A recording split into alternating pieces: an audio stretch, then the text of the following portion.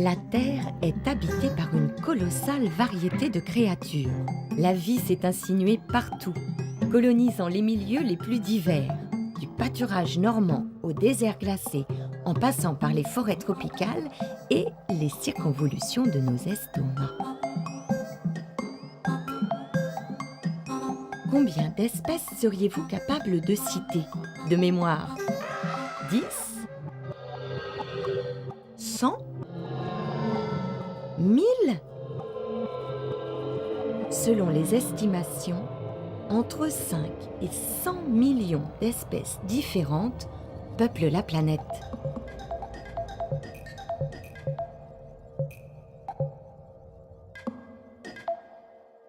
Parmi ces millions d'espèces, il y en a de toutes les formes et de toutes les couleurs. Il existe des créatures énormes et d'autres qu'on ne voit pas à l'œil nu. Certaines vivent des siècles et d'autres quelques heures.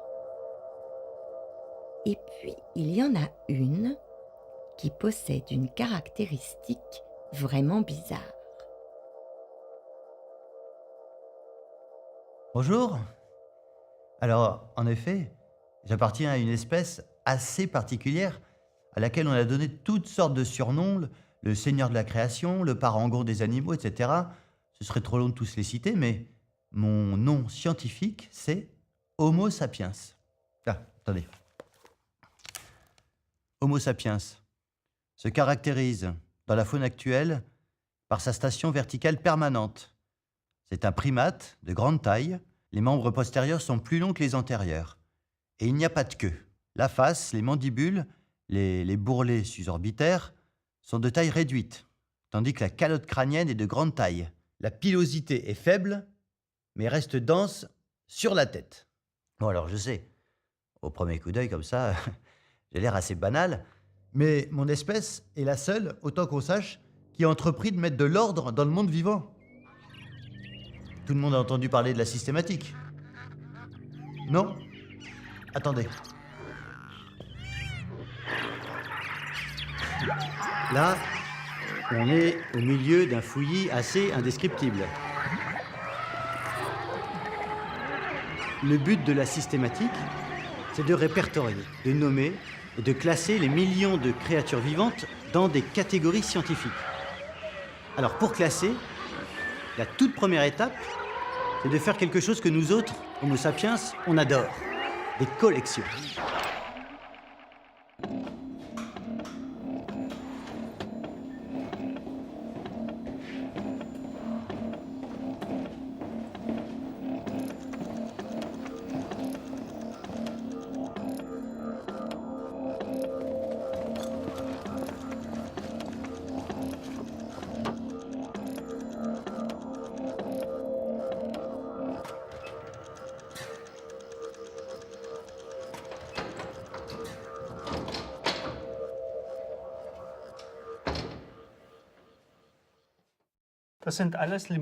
Ce sont pratiquement tous des lémuriens d'Afrique.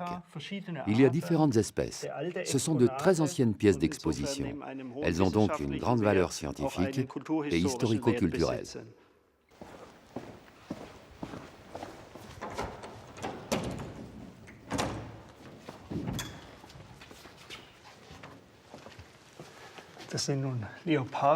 Voilà des léopards de différentes populations.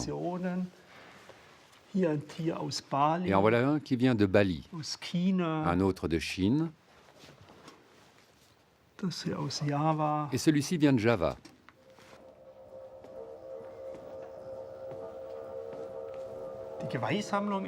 La collection de bois n'est qu'une petite partie de la collection de mammifères du Muséum d'histoire naturelle de Berlin. Celle-ci regroupe en tout 150 000 individus.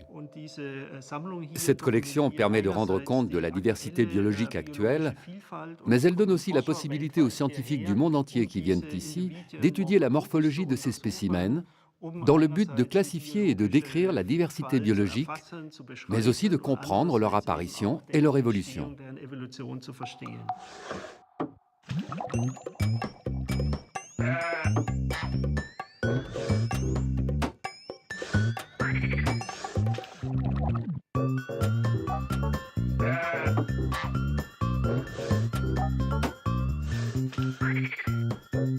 Muséum de Paris, l'ordre de grandeur est le même.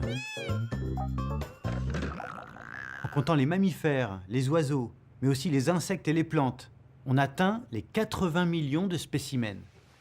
Même chose à Londres, à Washington et à Tokyo.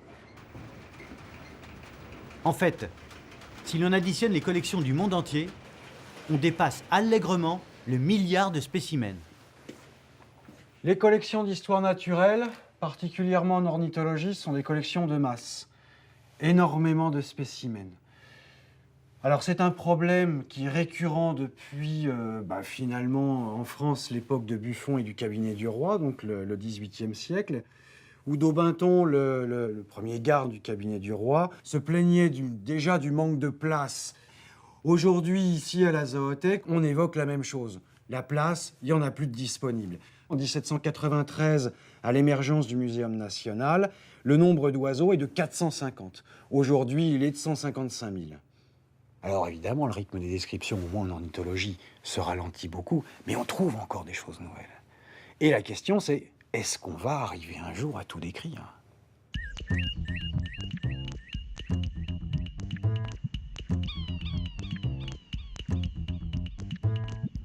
Le point de départ, pour décrire le vivant, c'est la notion d'espèce.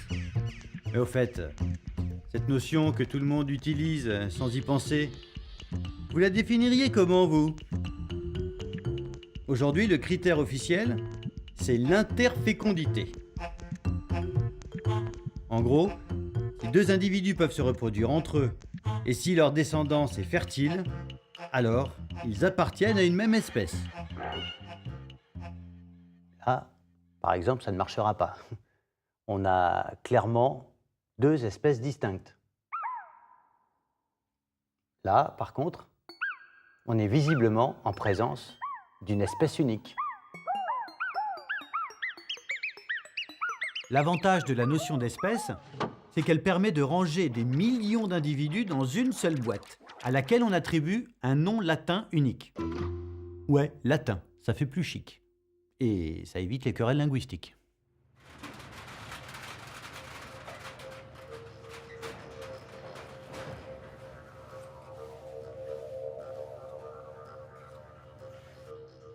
Dans cette section de la zoothèque sont rassemblés des spécimens qui sont singularisés par une étiquette rouge, c'est ce qu'on appelle des types. Alors un type, c'est quoi ? C'est le maître étalon d'une espèce. Tout le vivant est régi par le système de la description des types. Alors, par exemple, ce gibbon à main blanche, qui a été collecté vers 1822-1826 à Java, a été envoyé ici à Paris. Et puis les gens qui l'ont examiné se sont tout de suite rendus compte que ça correspondait à rien de ce qu'on connaissait à l'époque. Donc ils ont dit, c'est une nouvelle espèce. On définit un type et on lui donne un nom. Parce que c'est ça qui compte, c'est de donner un nom.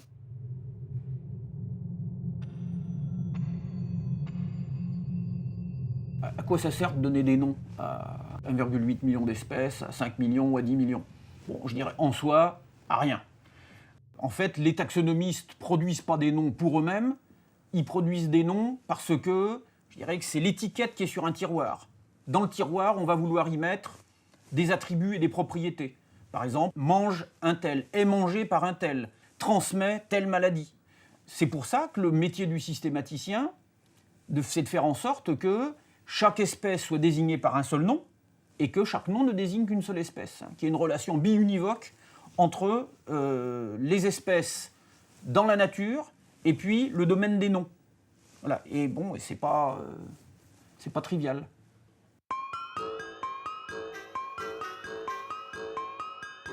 À l'heure où je vous parle, on a répertorié et nommé exactement 1 749 577 espèces vivantes. Mais donner des noms ne suffit pas à construire une image cohérente de la nature. On sent bien, intuitivement, que le chien est plus proche du loup que de la langouste, qui elle-même a plus en commun avec le crabe géant de Tasmanie qu'avec la vache bretonne. Comment rendre compte de ces ressemblances qui existent entre des espèces différentes ? Prenons au hasard un petit échantillon du monde vivant. Le saumon d'Écosse, le lémurien, le canari, l'escargot, le crocodile, la chauve-souris, et puis moi. Pour faire un classement, il faut choisir un critère. Et là, j'ai justement une machine à trier. Avec sa télécommande, c'est très pratique. Il suffit de taper un critère, essayons les ailes. On tape son critère et on passe tout le monde dans la machine.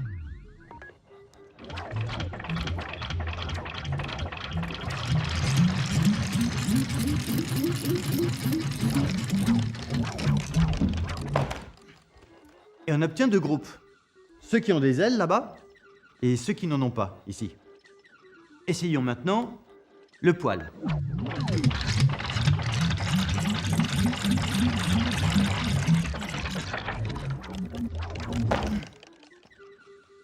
J'obtiens à nouveau deux groupes. Les sans poils et nous, les poilus. Mais maintenant, ceux qui ont des ailes sont séparés. Prenons maintenant les pattes.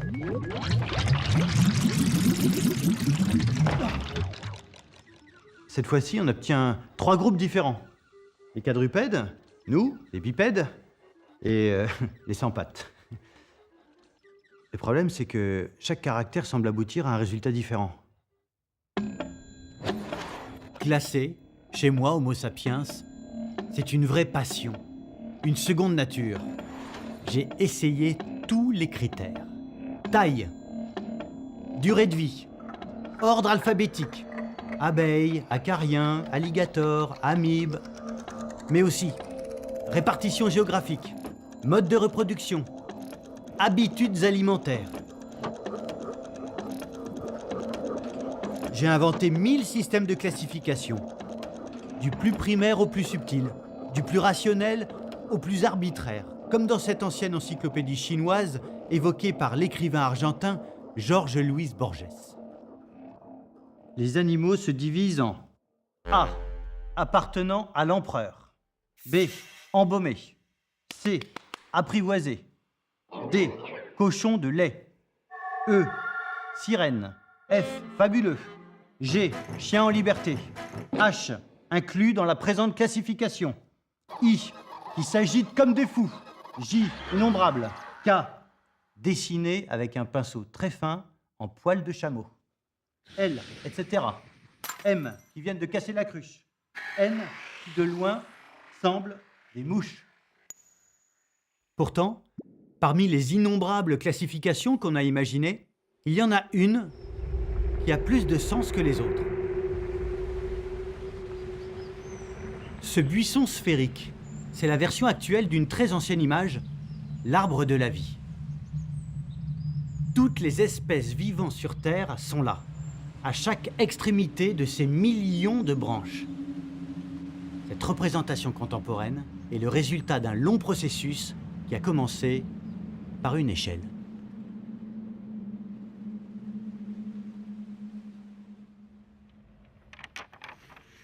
Au XVIIIe siècle, il y a une image qui est dominante, une image de la nature, c'est l'échelle des êtres, avec cette idée que la nature ne fait jamais de saut, qu'on passe par exemple du règne végétal au règne animal d'une manière tout à fait insensible, et qu'il est illusoire d'une certaine manière d'y voir des discontinuités, des coupures. Et cette échelle des êtres, eh bien, Charles Bonnet est le premier à la représenter sous une forme très concrète, avec des montants, avec des échelons.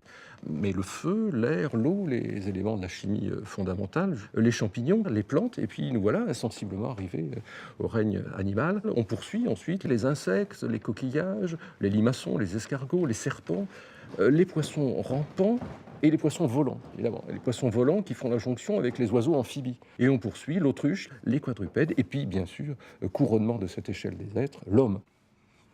Finalement, l'œuvre, le travail d'un naturaliste jusqu'au XVIIIe siècle, c'est d'ordonner, de classer les espèces en fonction de l'ordre de complexité voulu par Dieu au moment de la création de ces différentes espèces. Tous les corps sont liés dans la chaîne de l'être. La nature, partout, se précède et se suit. De l'homme aux animaux, rapprochant la distance, voyez l'homme des bois lier leur existence. Du corail incertain, né plante et minérale, revenez aux polypes, insectes végétales. Ponce Denis et Couchard Lebrun, 1760.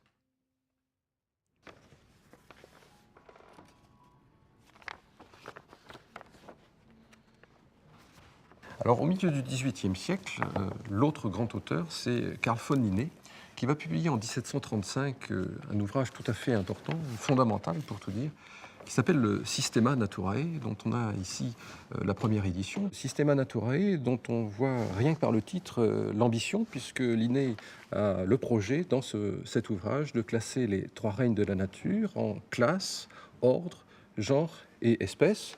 Et on retrouve, au fond, les principales divisions qui sont toujours utilisées par les classificateurs. Je suis donc un Homo sapiens.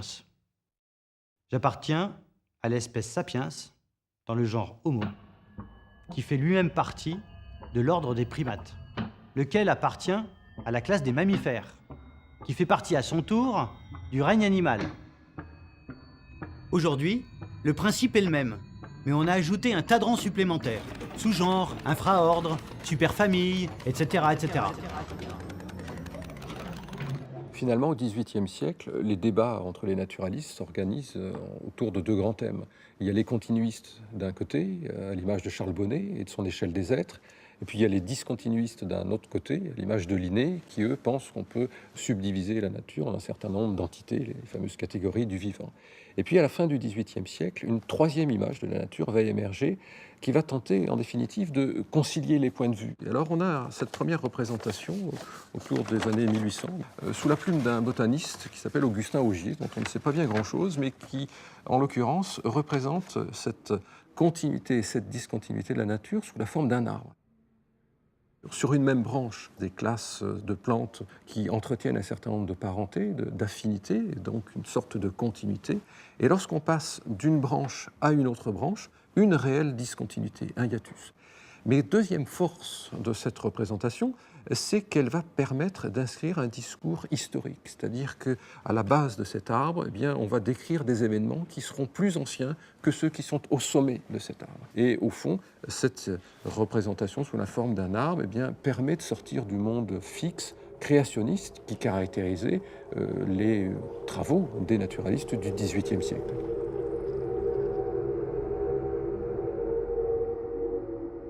En 1859, paraît en Angleterre un ouvrage phare, c'est L'origine des espèces de Charles Darwin. Et dans cet ouvrage de Darwin, on retrouve une représentation, non plus cette fois-ci vraiment de la continuité ou de la discontinuité de la nature, mais bel et bien de l'histoire du développement de la vie et du foisonnement de la vie à la surface de la Terre au cours du temps. Darwin est le premier à saisir le sens véritable de cette image d'arbre du vivant.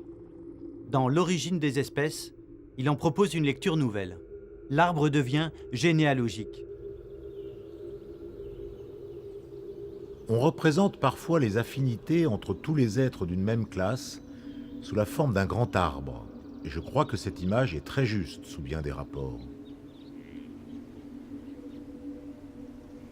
Les rameaux et les bourgeons représentent les espèces existantes, tandis que les branches produites pendant les années précédentes représentent la longue succession des espèces éteintes. Cette connexion entre les bourgeons d'aujourd'hui et ceux d'hier, au moyen d'un réseau de branches, pourrait bien représenter la classification de toutes les espèces, vivantes ou éteintes, à l'intérieur de groupes emboîtés les uns dans les autres.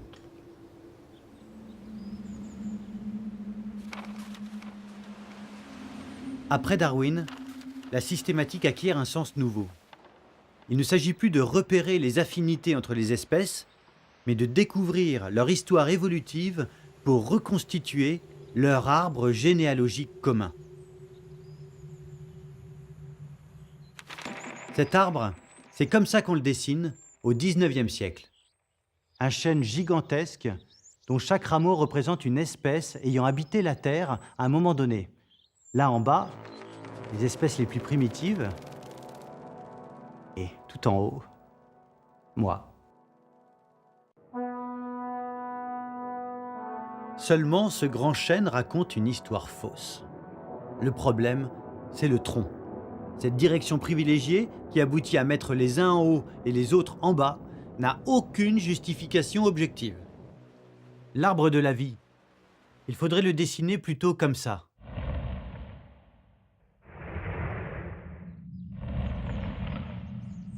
un buisson sphérique, sans tronc aucun, qui ne pousse pas vers le haut, mais dans tous les sens. À la place d'un chêne, on se retrouve avec un buisson taillé en boule. Voyons ça de plus près. Les branches qui s'arrêtent en chemin représentent les espèces disparues. Ici, l'iguanodon. Là, le diplodocus. Celles qui atteignent la périphérie représentent les espèces qui vivent aujourd'hui. Ici, la truite saumonée. Là, le caniche à poil ras. Là-bas, le géranium. Et ici, moi.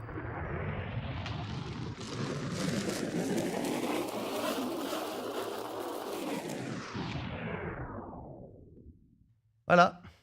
Au lieu de trôner comme autrefois au sommet de l'arbre du vivant, je me retrouve au bout d'une branche banale, comme une vulgaire crevette. C'est légèrement embarrassant, mais tout ça parce que les scientifiques, depuis un siècle ou deux, se sont mis en tête de me traiter comme une espèce ordinaire.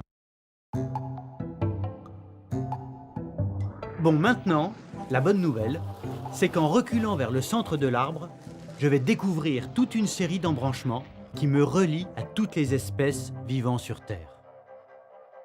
Si on remonte dans cet arbre généalogique, on rencontre d'abord les branches éteintes des hommes préhistoriques. Puis celles qui mènent vers mes plus proches cousins vivants, le chimpanzé et le bonobo. Tous les trois, nous avons un ancêtre commun qui vivait en Afrique, il n'y a pas loin de 6 millions d'années. Notre arrière-grand-père à la 250 millième génération. Puis, en remontant encore d'1 million d'années, on rejoint la branche qui mène vers le gorille des montagnes. Puis, nettement plus haut, celle de l'orang-outan. Bon, ce cousinage n'est pas évident au premier coup d'œil, mais l'étude des embryons permet de s'en faire une meilleure idée.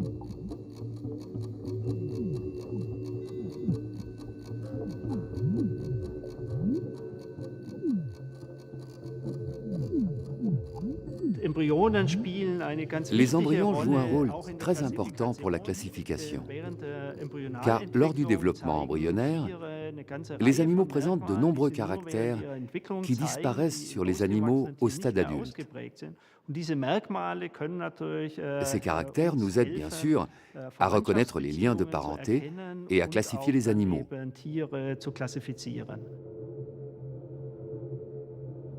Plus on recule dans l'embryogénèse, plus les différences entre moi et mes cousins du monde animal s'estompent. Tiens, par exemple, allons à l'embranchement suivant, celui des hominoïdes, là où je rejoins une dizaine d'espèces de gibbons.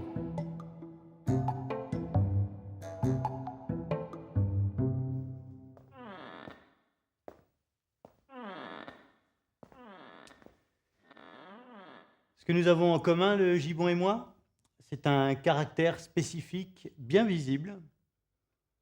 C'est l'absence totale de queue. Je suis un hominoïde parce que je n'ai pas de queue. Ou plutôt parce que je n'en ai plus. Enfin, vous m'auriez connu quand j'étais jeune, c'était une autre histoire. Là, c'est moi à 41 jours. Et là, en bas, c'est bel et bien une queue. Sauf que pendant la 7e semaine, les vertèbres qui la composent s'atrophient et se soudent pour donner naissance à un coccyx, comme chez le gibbon. Aux environs de moins 25 millions d'années, la branche des hominoïdes, la mienne, rejoint une autre branche bien plus fournie. Celle des 82 espèces de singes qui possèdent une queue, babouins, macaques, etc. Tous ensemble, nous formons la superfamille des cathariniens. Je suis un catharinien, comme le mangabé à joues grises, à cause de mes narines.